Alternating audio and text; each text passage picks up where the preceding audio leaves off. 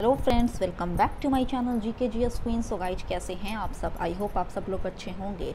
तो फ्रेंड्स, जैसा कि मैं आप लोगों को कल से ही 67th बीपीएससी और सीडीपीओ का टेस्ट सीरीज करवा रही हूँ, जिसमें से हम लोग ऑलरेडी 75 क्वेश्चंस को कवर कर चुके थे। तो चलिए बढ़ते हैं आज क्वेश्चन नंबर 76 की तरफ। अगर आप मेरे वीडियो पर नए हैं तो प्लीज़ मेरे चैनल को जाकर विजिट करें। वहाँ पर मैं continuously specially Bihar SI candidate के लिए टेस्ट सीरीज करवा रही हूँ। इसके अलावा आपको मेरे चैनल पर बिहार स्पेशल, बिहार एसआई के प्रीवियस ईयर क्वेश्चंस 2021 के घटना चक्र एटसेट्रा भी मिलेंगे। मैं यहाँ पर ज़्यादा तो डिस्क्राइब नहीं कर सकती क्योंकि वीडियो काफ़ी ज़्यादा लेंदी हो जाएगा। तो मैं आपसे पर्सनली रिक्वेस्ट कर रही हूँ कि प्लीज़ मेरे चैनल को जाकर विजिट करें, और अगर आपको मेरा वहाँ पर वीडियो पसंद आता है तो चैनल को सब्सक्राइब, लाइक एंड फ्रेंड्स के साथ शेयर करना ना भूलें। So let's started. यहाँ पर क्वेश्चन नंबर 76 आप देख सकते हैं कि निम्न में से कौन सा एक अशोक का अभिलेख इसिला नामक प्राचीन नगर का उल्लेख करता है? तो ऑप्शन नंबर ई यानी उपयुक्त में से कोई भी नहीं, चूँकि ऑप्शन में नहीं दिया हुआ है। अशोक का वह अभिलेख जो इसिला नामक जो नगर था प्राचीन, उसका वर्णन करता है, उस अभिलेख का नाम है ब्रह्मागिरि अभिलेख। अगर ब्रह्मागिरि अभिलेख की बात करें तो ये अशोक का लघु शिलालेख है जो कर्नाटक राज्य में पाया गया। नेक्स्ट है कि नहरें बनवाने वाला पहला सुल्तान कौन था? तो option number B is correct, यानी गयासुद्दीन तुगलक। गयासुद्दीन तुगलक जो था ना, वो तुगलक वंश का संस्थापक था।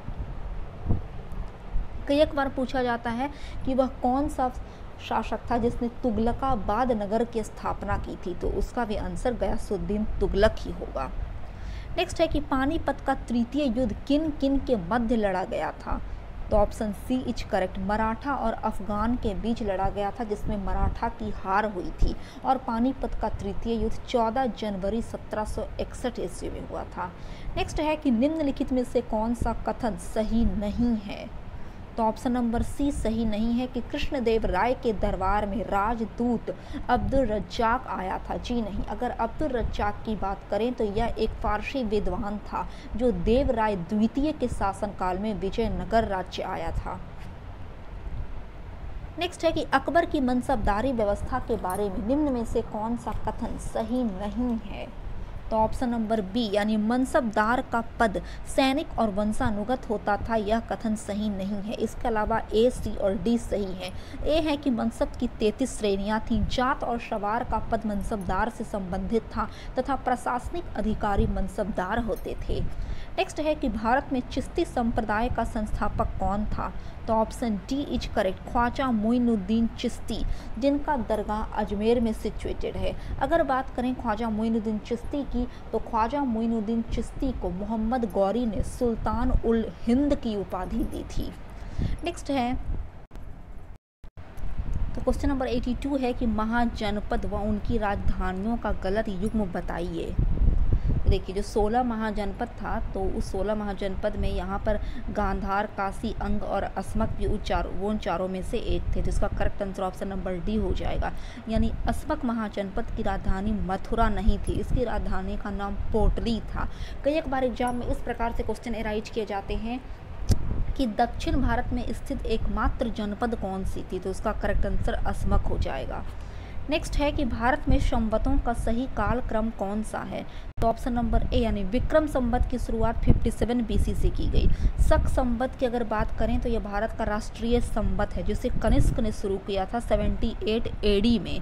गुप्त संवत 319 से 320 एडी तथा हर्ष संवत का काल था 606 एडी।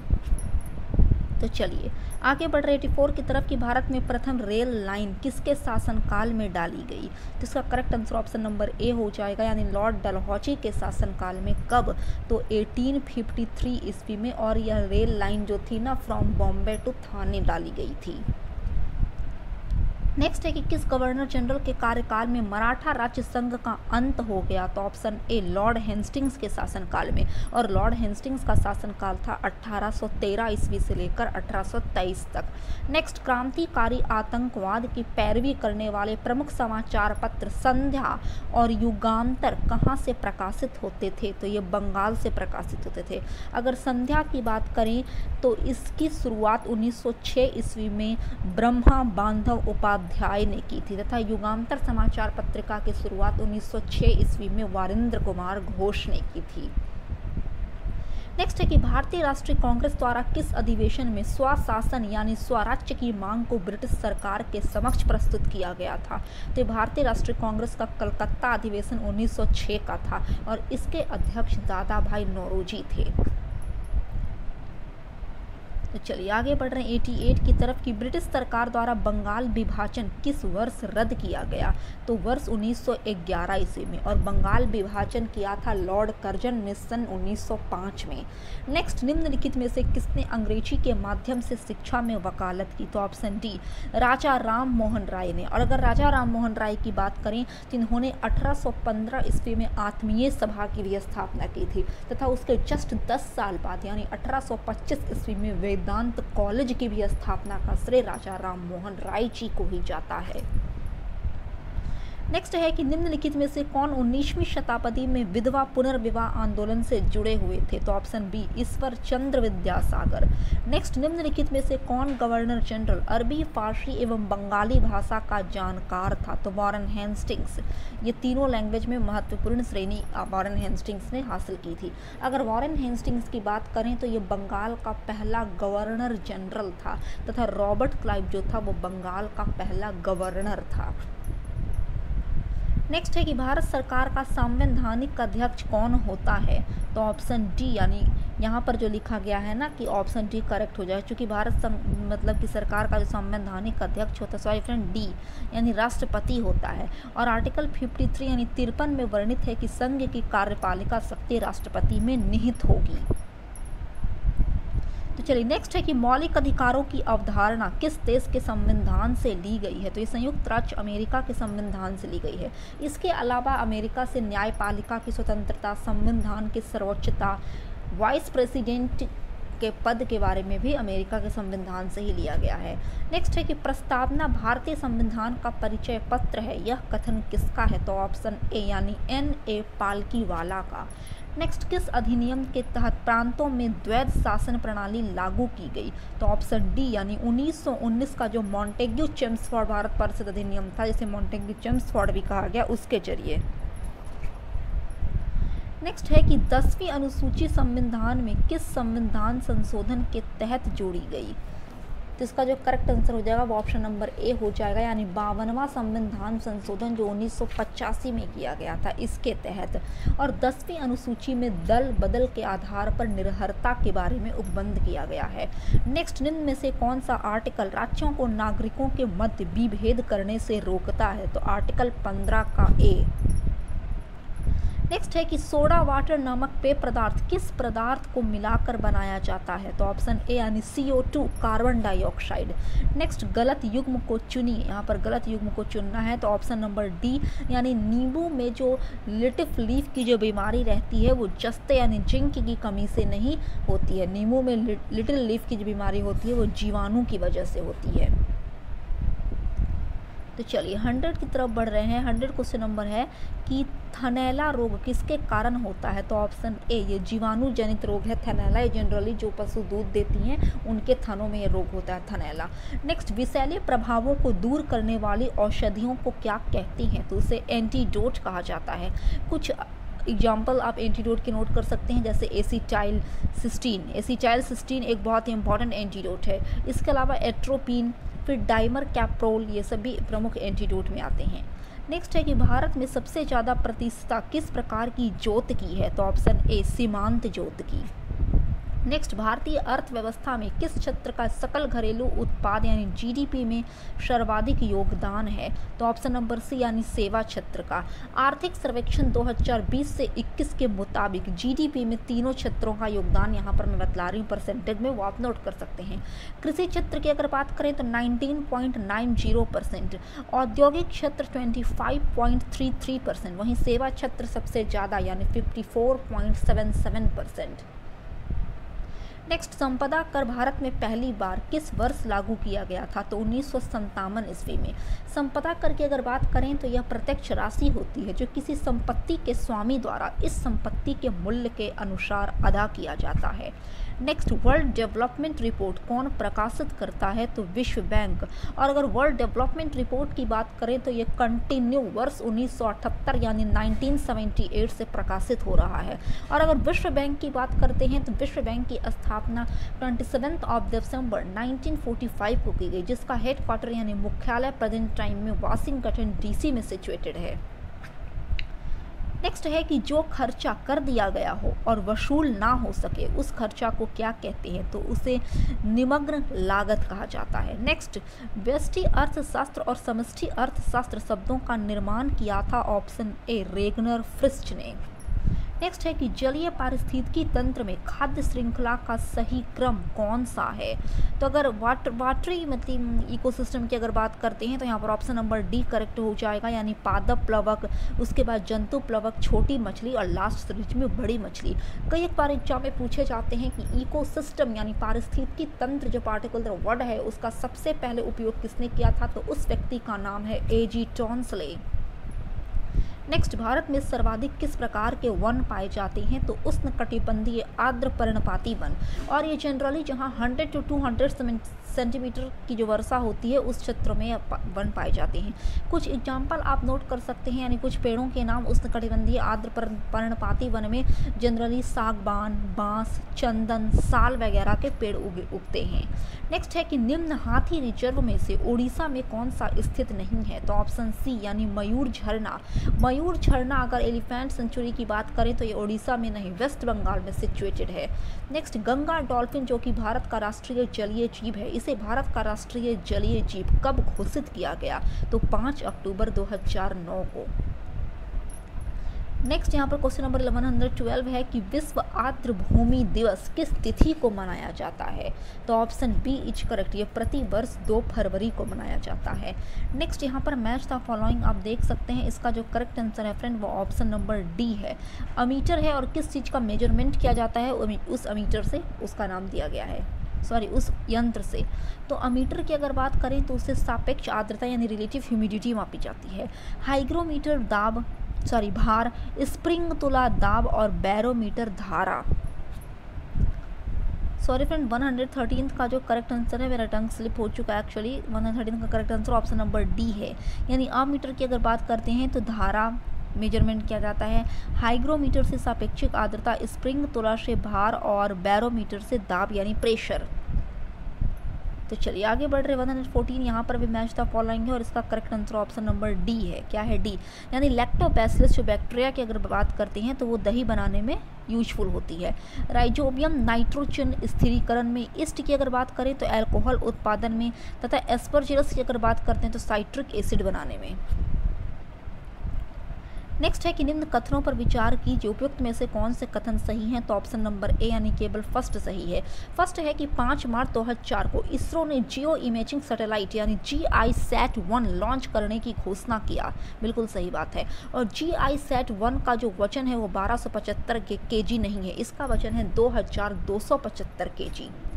नेक्स्ट, भारत का पहला प्रोटीन दिवस कब मनाया गया? तो ऑप्शन सी यानी 27 फरवरी को।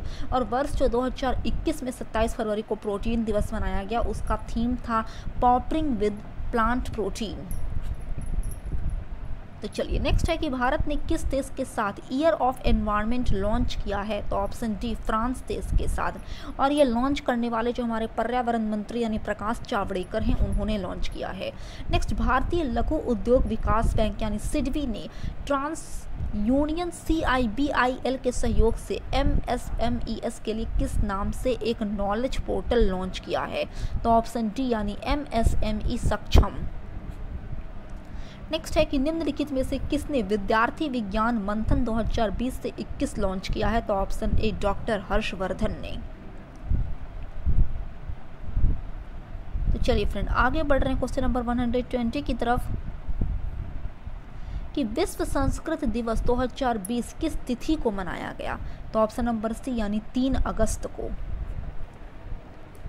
नेक्स्ट है कि ओला द्वारा शुरू किए गए ओला कॉरपोरेट उद्यम गतिशीलता समाधान में कौन सा देश शामिल नहीं है, तो कनाडा नहीं है इंक्लूड।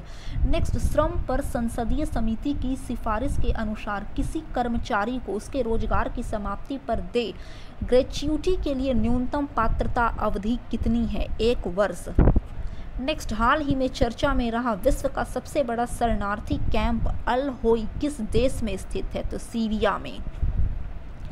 करंट अफेयर है फ्रेंड, और करंट अफेयर भी एग्जाम में पूछे जाते हैं। नेक्स्ट है कि माणिक्यला राव का निधन हो गया है, वो क्या थे, तो ऑप्शन बी, वे एक राजनीतिज्ञ थे। नेक्स्ट, कला विज्ञान और प्रौद्योगिकी के बीच बाधाओं को दूर करने के लिए पहले कदम के रूप में निम्नलिखित में से किस संस्थान ने अंग्रेजी साहित्य में MA कार्यक्रम शुरू किया है, तो ऑप्शन बी यानी NIT त्रिची ने। तो चलिए नेक्स्ट है कि जापान में आज के दिन यानी 6 अगस्त किस वर्ष हिरोशिमा पर परमाणु बम लिटिल बॉय गिराया गया था, तो वह पार्टिकुलर जो ईयर की अगर बात करें तो 1945 थी। 6 अगस्त 1945 को लिटिल बॉय गिराया गया और उसके जस्ट 3 दिन बाद यानी 9 अगस्त 1945 को जो एटॉमिक बम गिराया गया उसका नाम फैट मैन था। नेक्स्ट, रॉ a history of India's covert operations नामक पुस्तक किसने लिखा है, तो ऑप्शन डी, यतीश यादव ने। नेक्स्ट, मुकेश अंबानी की अगुवाई वाली रिलायंस इंडस्ट्रीज की फ्यूचर ब्रांड इंडेक्स 2020 में क्या रैंक है, तो 2nd पोजीशन पर है। नेक्स्ट है कि अद्भुत अयोध्या पुस्तक किसने लिखी है जो अयोध्या के इतिहास पर प्रकाश डालेगी, तो इसकी रचनाकार है नीना राय। नेक्स्ट, प्रख्यात व्यक्तित्व शर्ली एन ग्रेव का हाल ही में निधन हो गया, वह किस रूप में प्रसिद्ध थीं, तो शर्ली एन ग्रेव जो थी वो एक उपन्यासकार थीं। नेक्स्ट, दिल्ली इलेक्ट्रिक वाहन नीति का लक्ष्य 2024 तक राजधानी शहर में कितने % इलेक्ट्रिक वाहनों का संचालन करने का है, तो लगभग 25%। नेक्स्ट, आगे बढ़ रहे हैं हम लोग क्वेश्चन नंबर 32 की तरफ कि भारत का पहला समुद्र के अंदर बनने वाला टनल किस शहर में बनाया जा रहा है, तो यह मुंबई में बनाया जा रहा है। नेक्स्ट है कि SHM से गुजरने वाले कण के लिए वेग को विस्थापन के मुकाबले में आलेखित किया जाता है, वक्र होगा, ऑप्शन ए, एक दीर्घवृत्त। नेक्स्ट, नीले लाल काले व सफ़ेद रंग के समान ताप वाले 4 तारों को ठंडा होने दिया जाता है, किसकी शीतलन दर सबसे अधिक होगी, तो ऑप्शन डी, सफ़ेद कलर वाले तारों की।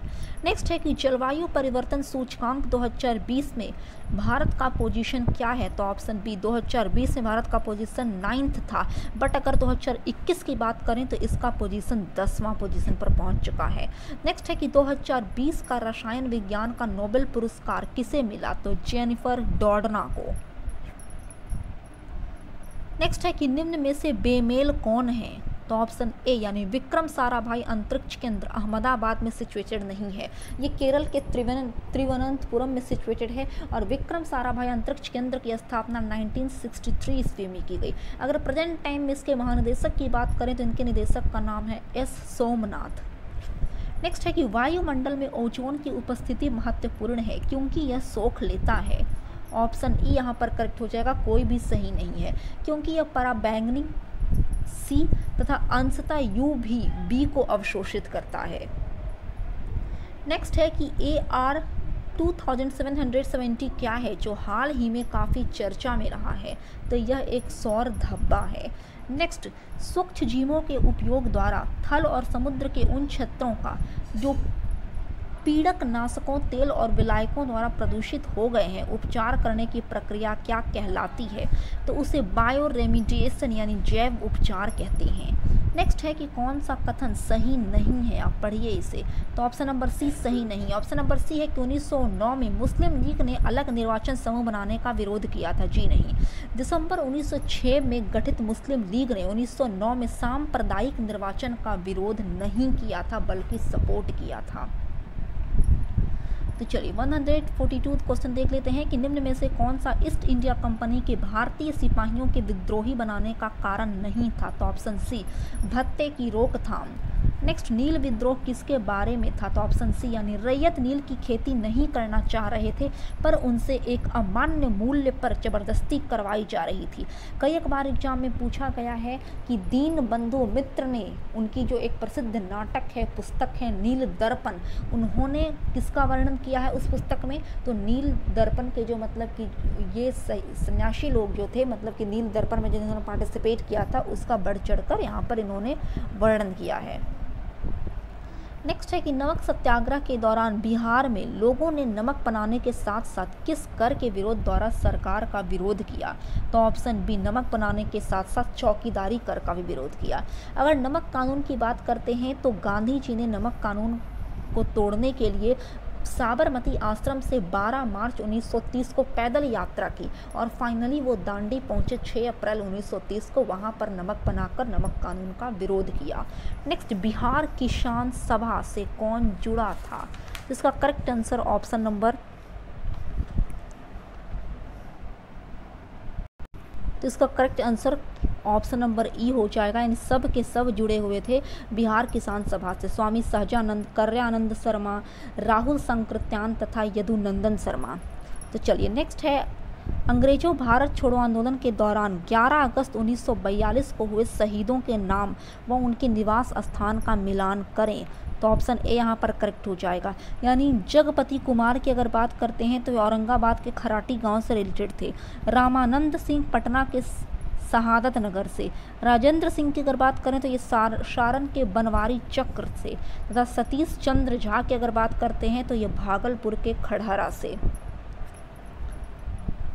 तो चलिए आगे बढ़ रहे हैं कि स्वामी सहजानंद सरस्वती ने एक पत्रिका का प्रकाशन किया जिसका नाम क्या था? तो उस पत्रिका का नाम था हुंकार। नेक्स्ट, पटना में 1913 ईस्वी में अनुशीलन समिति की एक शाखा की स्थापना किसने की? तो सचिंद्रनाथ सन्याल ने। अगर अनुशीलन समिति की बात करें तो यह एक क्रांतिकारी गुप्त संस्था थी जिसका गठन बंगाल में किया गया था। नेक्स्ट है कि बिहार से भारतीय संविधान सभा के सदस्य थे। तो ऑप्शन ए यहाँ पर करेक्ट हो जाएगा। यानी यहाँ सब के सब A.N. सिन्हा, राजेंद्र प्रसाद, जगजीवन राम, श्यामनंदन प्रसाद मिश्रा, ये सब बिहार भारतीय संविधान सभा के सदस्य थे। उस समय जब बिहार और झारखंड एक स्टेट था तो ये दोनों को मिलाकर कुल 36 सदस्य थे जो भारतीय संविधान सभा में पार्ट लिए थे। तो चलिए लास्ट क्वेश्चन नंबर 150 है कि 1857 की क्रांति के दौरान बिहार में क्रांतिकारी का नेता कौन था? तो ऑप्शन ए, बाबू वीर कुंवर सिंह। ठीक है ना। 12 जून को अगर हम लोग बिहार में 1857 की क्रांति की बात करें तो यह क्रांति 12 जून को देवघर जिले के रोहिणी नामक स्थान से शुरू हुआ। ये तो पूरे ऑल ओवर बिहार स्टेट की बात हुई, बट अगर पटना की बात करें तो पटना में 1857 की क्रांति का नेतृत्व एक पुस्तक विक्रेता जिसका नाम पीर अली था उसने किया था। तो फ्रेंड्स, आई होप आपको मेरा ये वीडियो बेनिफिशियल लगा हो एग्जाम के पॉइंट ऑफ व्यू से। अगर आपको मेरा वीडियो पसंद आता है तो प्लीज़ मेरे चैनल को सब्सक्राइब करें, लाइक करें तथा मेरे वीडियोज़ को ज़्यादा से ज़्यादा फैमिली एंड फ्रेंड्स के साथ शेयर करना ना भूलें। तब तक के लिए जय हिंद, जय भारत।